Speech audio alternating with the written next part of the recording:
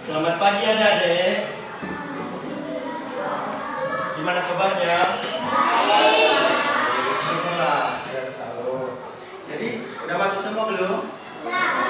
Udah. Iya.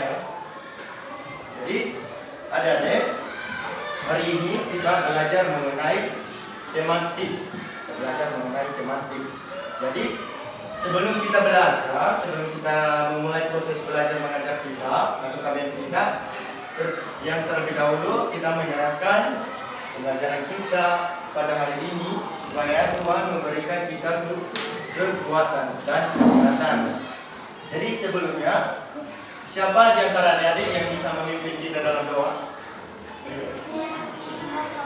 Siapa di antara adik-adik yang memimpin kita dalam doa? Jangan saling mengunjut. Nggak boleh. Siapa saja di antara adik-adik yang bisa memimpin kita dalam doa? Siapa? Bisa berdoa kan? Bisa? Gak bisa berdoa? Bisa. Siapa yang bisa? Bisa? Kita kelas? Iya. Tidak mesti harus kita kelas. Siapa di antara adik yang bisa saja. Jangan saling mengunjut. Terjadi masalah, berdoa saja udah. Ada? Ada yang bisa? Ya tidak bisa ya. Nah, udah, kata itu biar Bapak saja yang memimpin kita dalam doa ya. Karena di antara adik tidak ada yang bisa.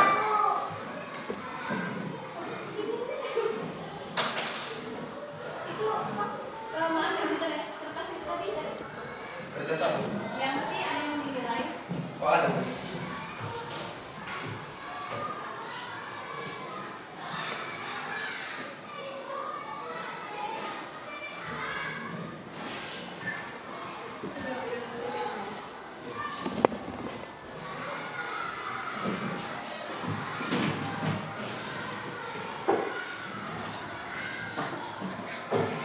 Karena di antara adik tadi nggak ada yang bisa memimpin kita dalam doa, bukan juga karena nggak bisa ya.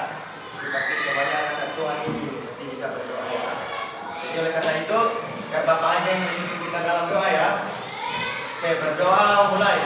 Tutup mata semua. Bapa kami yang di surga, kami kembali bersyukur di hadapan-Mu dan berterima kasih atas kasih dan pemberian yang dalam hidup kami pada pagi hari ini. Hingga Engkau memberikan kami cuaca yang baik dengan keputusan kami dan keselamatan kami yang Engkau berikan kepada kami. Tuhan Allah kami yang dalam kerjaan surga, sebelum kami memulaikan kegiatan belajar mengajar kami pada pagi hari ini, kiranya Bapa mengaturkan kami kekuatan, memberikan kami kesehatan, supaya Bapa selalu melindungi kami dan selalu dalam lindungan Bapa. Inilah doa kami Tuhan, kami selalu menjalanmu, kita selalu bersama kami. Karena Bapa, Putra dan Roh Kudus, kami telah berdoa dan mengucap syukur. Amin. Amin ya adik. Jadi kita absen dulu ya.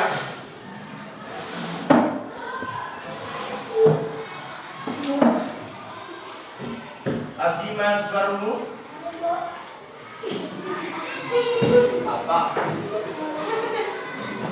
Ernie Jogibra de la Vega. Vercia Aprilia. Tani Clarissa. Ardi. Indah Novitasari. Absen ya. Innova Amora Madalu. Marito Leona Utahu. Absen ya. Mikael Arfiandi. M. Koirul Huda. M. Rafa Ardiansa. Rendis Manggula. Reni Westi. Rizky Ananda Pratama. Sudah masuk. Samuel Fernando. Selvia Setiani. Sudah masuk. Sudah masuk. Syaputra Baru. Tesalonika, Raul Putra, Kelvin Alexius Kia, Rindy Saputri, Marco Berkat Erlawi. Sudah masuk. Oke, jadi ada berapa orang temannya yang nggak hadir?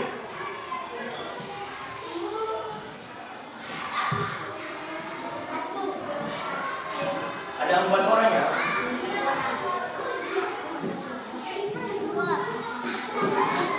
Oke, 4 orang. Semua nama-nama adik-adik sudah baik ya, cantik-cantik dan ganteng semua namanya. Jadi baik, sekarang adik-adik kita akan memulaikan kegiatan belajar kita mengenai tematik. Nah, jadi sebelum kita memulaikan minggu kemarin, siapa yang di antara adik-adik tahu kita belajar apa? Belajar apa kemarin? Minggu yang lalu. Belajar apa? Minggu yang lalu. Adik-adik belajar kemarin itu berjudul apa? Materinya apa? Ada yang masih ingat? Ada yang masih ingat di antara adik-adik? Tidak ada. Ya, bawa buku apa? Buka buku apa?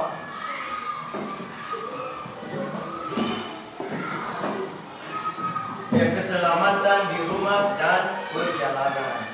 Jadi itu ya adik pembelajaran kita pada minggu yang lalu.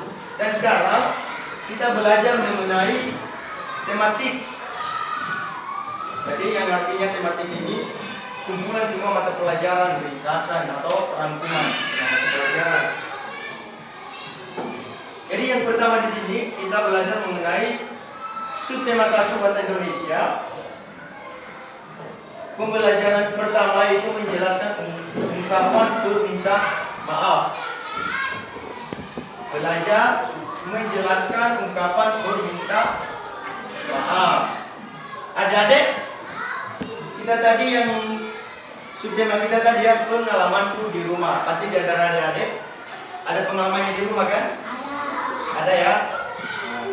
Jadi kita pelajaran satunya tadi menjelaskan ungkapan perminta maaf. Jadi Bapak mau nanya, di antara adik-adik ini atau adik-adik sekalian semua sudah pernah berbuat kesalahan enggak?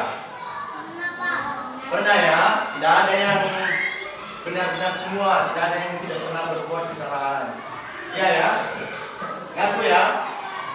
Jadi karena adik-adik sudah melakukan kesalahan, sekarang mengungkapkan permintaan maaf. Apa itu perminta maaf? Adik-adik pernah minta maaf kah? Pernah ya? Ya. Bisa satu adik-adik yang tahu apa itu perminta maaf? Perminta maaf ini diucapkan biasanya kayak gimana? Kita ucapkan kalimat perminta maaf ini di saat kita melakukan apa? Salah satu apa? Di saat kita melakukan apa? Betul. Kita mengungkapkan perminta maaf ini di saat kita melakukan kesalahan.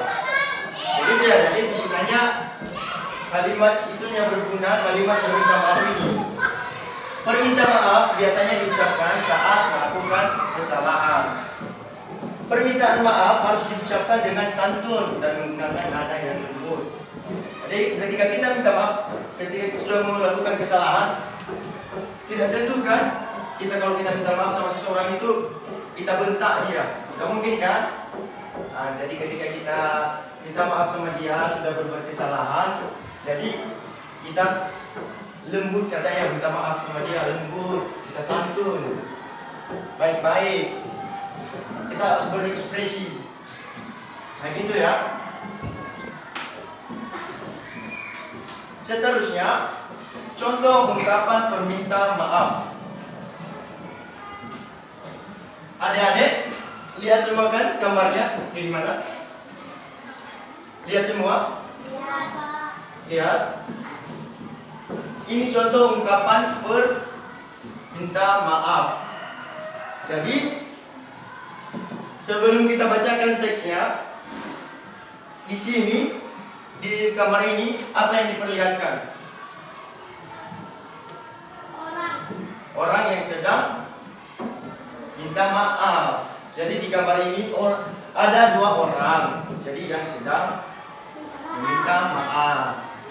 Jadi kita bacakan teksnya ya. Yang pertama, ada ibu dan Dedi. Ibu berkata kepada Dedi, "Dedi, apakah kamu melihat pulpen di atas meja ini?" Dedi menjawab, "Maafkan aku, Bu. Aku tidak sengaja membuangnya ke tempat sampah. Aku kira isi tinta pulpen itu sudah habis." Seterusnya, ibunya menjawab, "Iya, tidak apa-apa, Nak. Lain waktu, kamu harus memeriksa terlebih dahulu sebelum membuangnya ke tempat sampah." Dedi menjawab, "Baik, Bu." Jadi, di gambar ini dan contoh ungkapan tersebut tadi di percakapan mereka berdua, ibu dengan Dedi, di antara mereka siapa yang melakukan permintaan maaf? Dedi ya. Nah, jadi ungkapan permintaan maaf Dedi berawal dari mana? Dari maafkan aku, Bu. Berawal dari kata maaf karena tak sengaja membuang pulpen. Tak sengaja membuang pulpen ibunya. Dan begitu juga adik-adik di saat melakukan kesalahan. Pernah kan adik-adik melakukan kesalahan di rumah? Pernah kan? Jadi Bapak mau nanya, di saat adik-adik melakukan kesalahan, adik-adik yang kabur, adik-adik mengelak, atau menampakkan diri untuk meminta maaf? Oh, menampakkan diri, pintar-pintar ya. Jadi menampakkan diri untuk meminta maaf. Dan begitu adik-adik, ketika kita punya masalah di rumah, kita jangan kabur, jangan mengelak, jangan menduga orang lain, ini bukan aku tuh, dia itu. Jadi ketika kita membuat masalah atau kita ada masalah atau kita membuat kesalahan yang tidak disengaja, jadi kita harus minta maaf, kita datangi.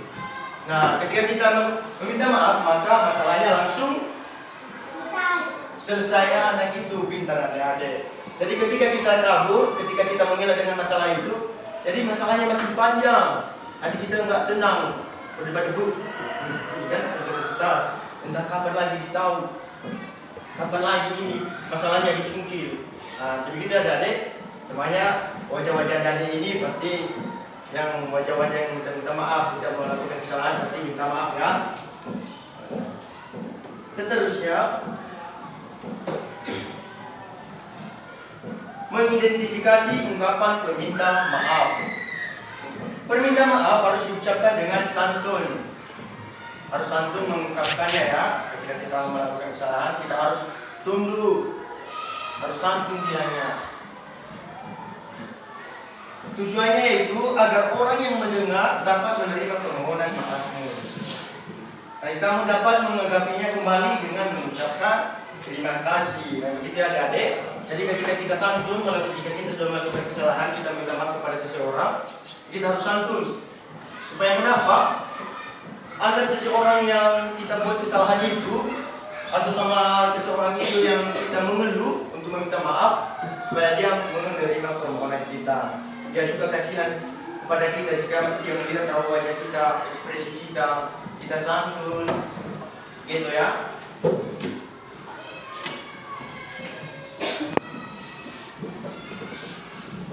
Dan di sini ada adik menuliskan ungkapan permintaan maaf. Siapa yang bisa di antara adik menuliskan ungkapan permintaan maaf? Ada di salah satunya apa? Di salah satu adik apa?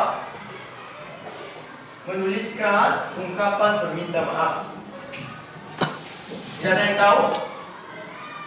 Baik, menuliskan ungkapan perminta maaf ini, yang pertama, meminta maaf harus dilakukan dengan santun, sopan. Dan keduanya, saat meminta maaf, gunakan kata maaf, kata baik. Seterusnya, meminta maaf, kamu juga harus tulus dan bersungguh-sungguh. Gak mungkin kalau kita minta maaf ya hanya sebatas itu aja, hanya sebatas bibir, kita gak sungguh-sungguh.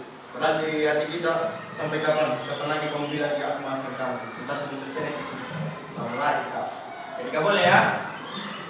Keempat, jika kamu sudah meminta maaf, kamu tidak boleh melakukan kesalahan yang sama seperti itu lagi. Itu adik-adik, ketika kita melakukan kesalahan dan sudah meminta maaf, jangan pernah melakukan yang lagi atau mengulanginya lagi.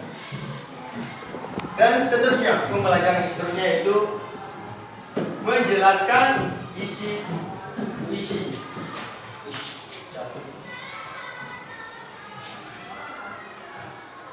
Menjelaskan isi puisi.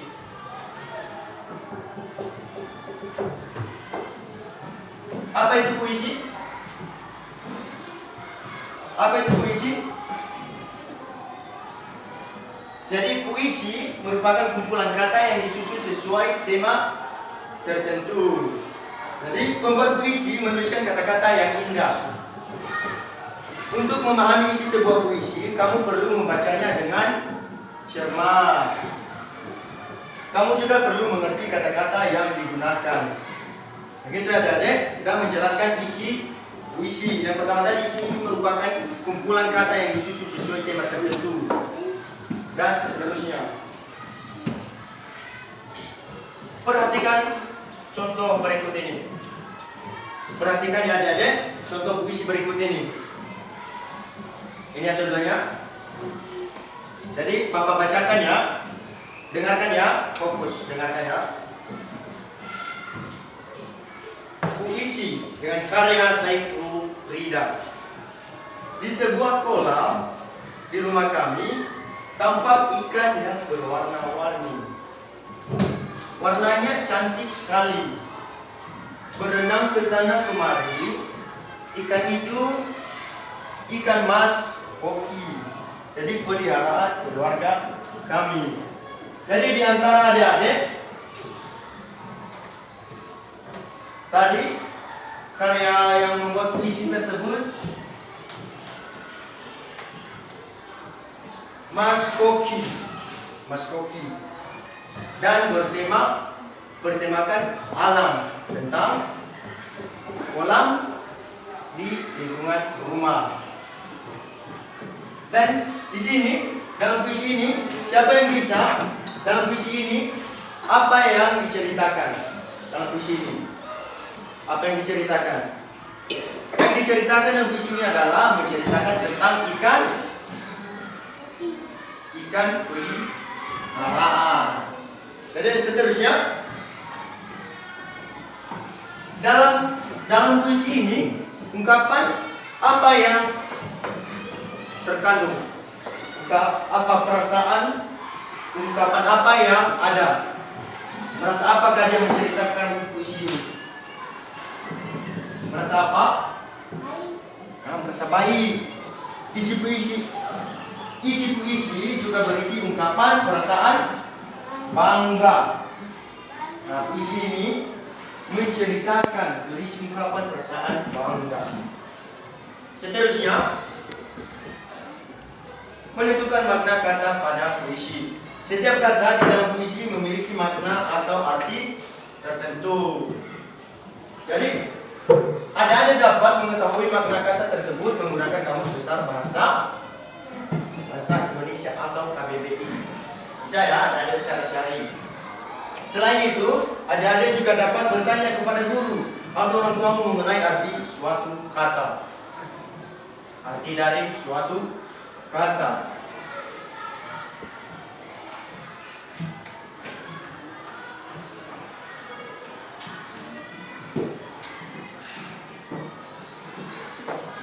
Di antara adik-adik, siapa yang tahu apa itu kata? Apa itu kata?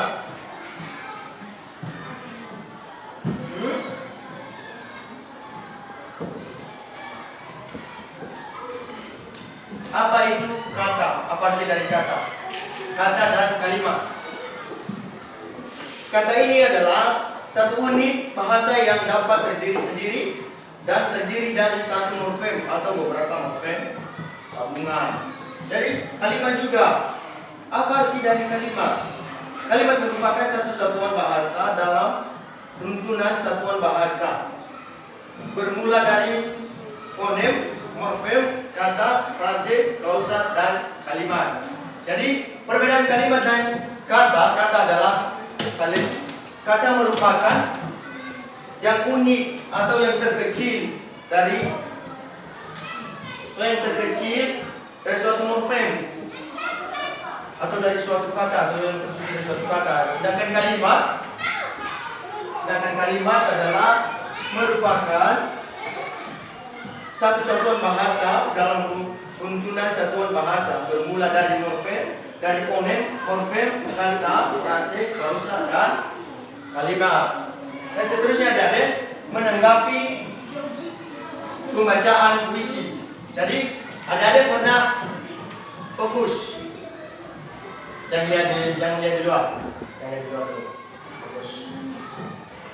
Adik-adik pernah mendengarkan puisi kah? Pernah ya? Jadi salah satu adik-adik sudah pernah menanggapi sebuah puisi? Sudah pernah menanggapi sebuah puisi? Sudah? Baik, perhatikan. Untuk memberikan tanggapan perlu memperhatikan hal berikut. Jadi di saat kita menanggapi sebuah puisi, kita perlu memperhatikan hal berikut. Ada 3, yaitu artikulasi. Artikulasi itu apa? Artikulasi, kejelasan pengungkapan. Kedua, intonasi. Intonasi, ketentapan nada. Dan ketiga adalah ekspresi. Ekspresi seperti raut wajah. Bisa kita membacakan puisi, wajahnya lembut. Ekspresi kita itu harus kayak menangis. Gitu ya, kalau membacakan sebuah puisi. Jadi bukan juga harus menangis ya. Dan seterusnya adik, perhatikan contoh tanggapan pembacaan puisi berikut. Saat membaca puisi berjudul Hujan, artikulasi Desi, itu ya, subjeknya atau pelakunya. Desi terdengar sangat baik. Ia membaca setiap kata dengan cukup jelas. Suaranya pun lantang sehingga terdengar jelas. Ekspresi Desi saat membaca puisi juga sudah selesai dengan isi puisi. Jadi begitu adik-adik. Jadi sekarang belajar mengenai matematika. Masuk pada matematika. Udah. Setelah jangan ribet ya. Tenang. Semua punya penggaris kan? Punya? Ya udah nggak apa-apa kalau nggak punya. Nggak apa-apa. Di sini kita belajar pembelajaran 1 matematika, alat ukur panjang baku. Dengan alat ukur panjang baku, hasil pengukuran akan sama walaupun dilakukan oleh orang berbeda. Jadi alat ukur panjang baku yang digunakan disesuaikan dengan ukuran benda. Siapa yang punya penggaris? Punya ya? Oke, bagus. Jadi ada contoh di sini. Panjang tanah diukur dengan meteran kurung besar atau satuan panjang M atau meter. Yang di sini panjang pensil diukur dengan penggaris atau satuan panjang sentimeter. Dan yang kedua panjang bahan diukur dengan meteran pita atau satuan panjang sentimeter dan meter. Di antara adik coba perhatikan contoh pengukuran panjang pensil dengan menggunakan penggaris berikut. Jadi penggaris kita bisa melakukan untuk mengukur pensil, mengukur buku yang hanya terdiri dari sampai 30 cm. Bagaimana cara mengukurnya? Misalkan kita ukur buku. Kita mulai dari titik 0. Begitu ya cara mengukurnya, mulai dari titik 0. Siapa yang punya penggaris? Coba ukur bukunya. dari titik 0. Ya, terserah di mana saja. Coba ukur dari 0 berapa senti? Oh, ini 0. Jadi kayak gini. Berarti ada 21 cm. Sudah? Ada berapa sentimeter? Ada sampai 30 cm. Jadi begitu aja deh. Penggaris digunakan untuk mengukur pensil atau benda-benda yang hanya sampai 30 cm. Misalkan begini ya. Cara mengukurnya mulai dari 0. Tahu kan? 1 dari 0, 1 sampai 30. Jadi ini awalnya diawal dari 0. Dari situ dihitung sentimeternya. Dari situ berapa senti ini? 20. Kelihatan enggak? Enggak. Oh ya, terlalu kecil ya. Ini ukurannya 21. Diawali dari 0 ini ya sampai di ujung 31. Jadi begitu adik-adik, jika mengukur makanya jangan salah-salah nanti. Ketika sampai rumah ukur, belajar mengukur. Jangan sampai salah. Jadi harus mulai dari awal, dari 0. Harus belajar mengukur dari 0. Langkah-langkahnya adalah letakkan titik 0 dari ujung penggaris tepat dengan ujung awal pensil yang akan diukur. Harus berawal dari di mana kita memulai mengukurnya, dan ini juga mulai titik 0 penggaris. Kedua, kita bacakan angka terakhir di penggaris yang tepat sejajar dengan ujung pensil yang diukur. Angka tersebut menunjukkan panjang pensil yaitu 17 cm. Ketika kita sudah mengukurnya, meletakkan dari awal dan kita bacakan di mana sampai di manakah ujungnya panjang yang diukur penggaris tersebut. Jadi itu yang kita bacakan. Kita ada di mana, misalkan di sini coba kita letakkan ya, kita letakkan pensil dari bawah, dari titik 0 dan ujung yang diukur.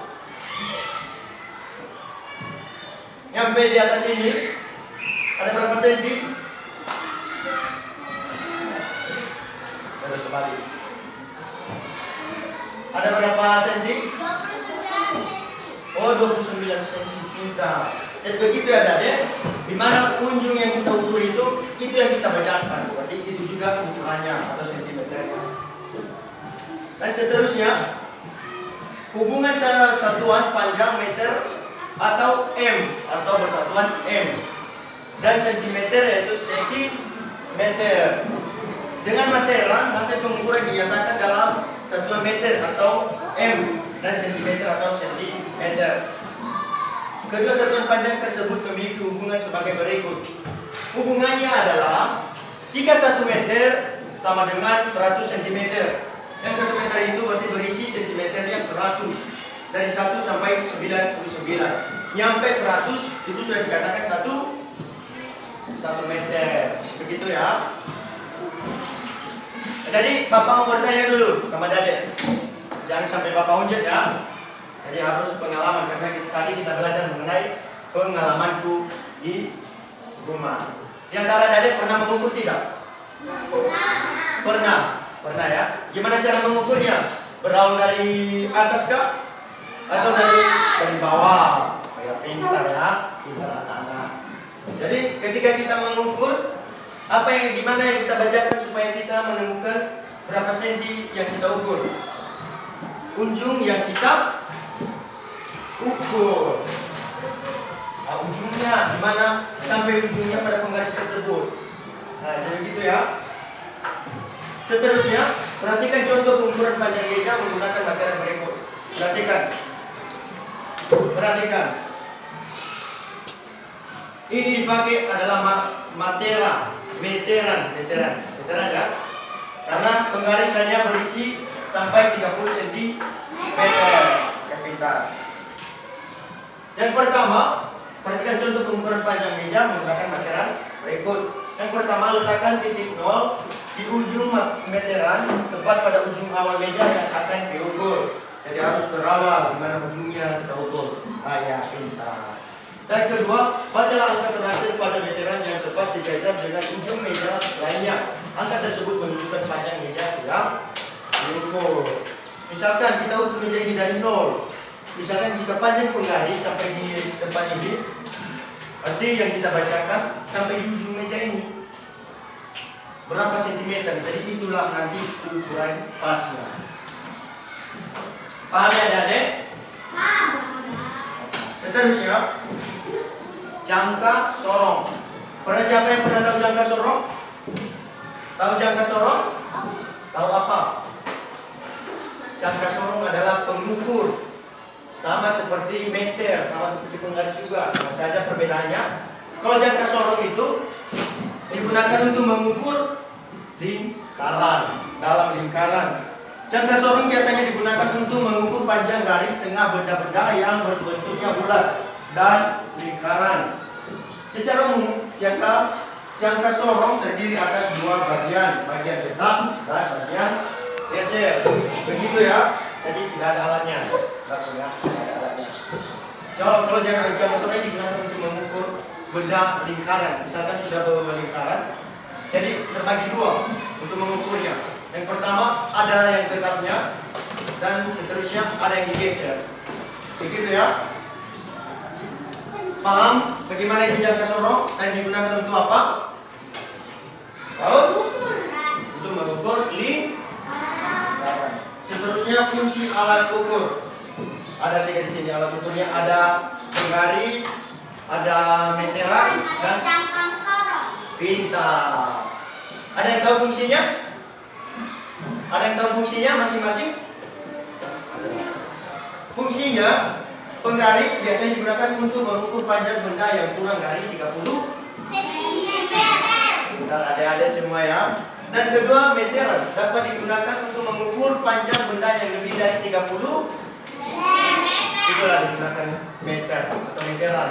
Digunakan untuk mengukur yang lebih dari 30 cm. Itu bukan lagi pekerjaan penggaris. 3 jangka sorong dapat digunakan untuk mengukur panjang garis tengah atau kedalaman benda-benda berbentuk bulat dan lingkaran. Dan seterusnya adik, kita belajar satu lagi nih, membedakan panjang pendek bunyi pada lagu anak menggunakan simbol. Ya, panjang pendek. Belajar mata pelajaran pemuatan SBPD, SBDP. Salah ya. Di sini kita dapat membedakan panjang dan pendek bunyi pada lagu. Panjang pendek bunyi disebut pola irama.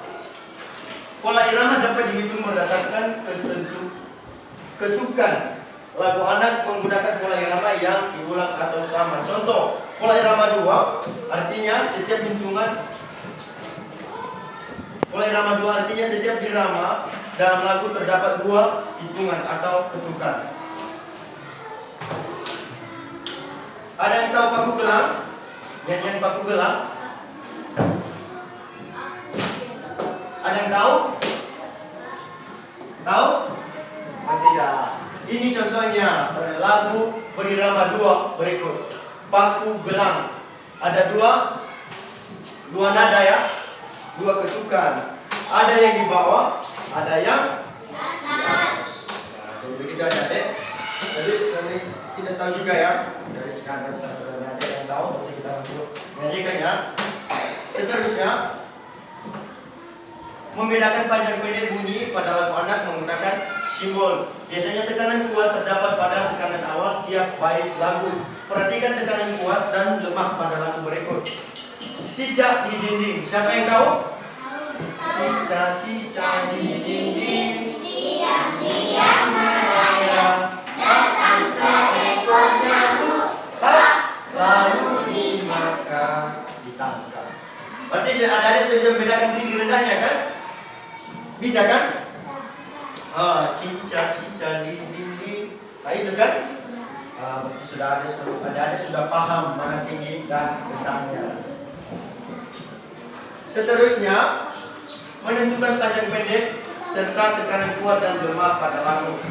Yang pertama, kita mempelajari panjang pendek bunyi tersebut serta tekanan kuat dan lemah. Bagaimana kita membacakannya, kita harus memperhatikan mana tingginya dan di mana pendeknya. Kedua, apakah adik-adik sudah mengerti pada kedua pelajaran tersebut? Jadi jangan membacakan dulu kalau masih belum mengerti, kalau masih belum paham. Jadi gitu ya. Dan seterusnya jika sudah, sekarang mari kita coba menggabungkan keduanya. Jadi begitu adik-adik. Jadi adik-adik sudah paham semuanya? Dari tadi kita belajar mengenai subtema pengalamanku di rumah. Dan adik-adik, Bapak punya PR buat adik-adik di rumah. Tahu PR? Tahu. Apa? Pelajaran. Belajar di rumah pintar-pintar adik-adik. Coba tuliskan. Coba tulis PR-nya. Tulis PR-nya. Tulis.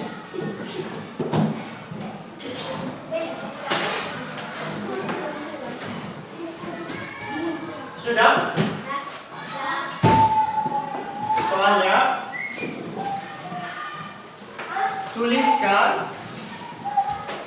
tuliskan pengalaman Anda setiap hari. Udah kasih aja di mana aja, kasih aja di tengahnya, kasih aja di tengah. Kasih aja di tengah. Tuliskan pengalamanmu setiap hari. Ada pen? Tuliskan pengalamanmu setiap hari di rumah. Tuliskan, bisa menulis? Nah, tuliskan pengalamanmu setiap hari di rumah. Oke, pintar ya. Sudah siap? Sudah. Karena sudah siap adik-adik, coba bisa satu adik-adik coba bacakan apa tadi soalnya. Siapa yang bisa bacakan? Oke, pintar. Coba apa?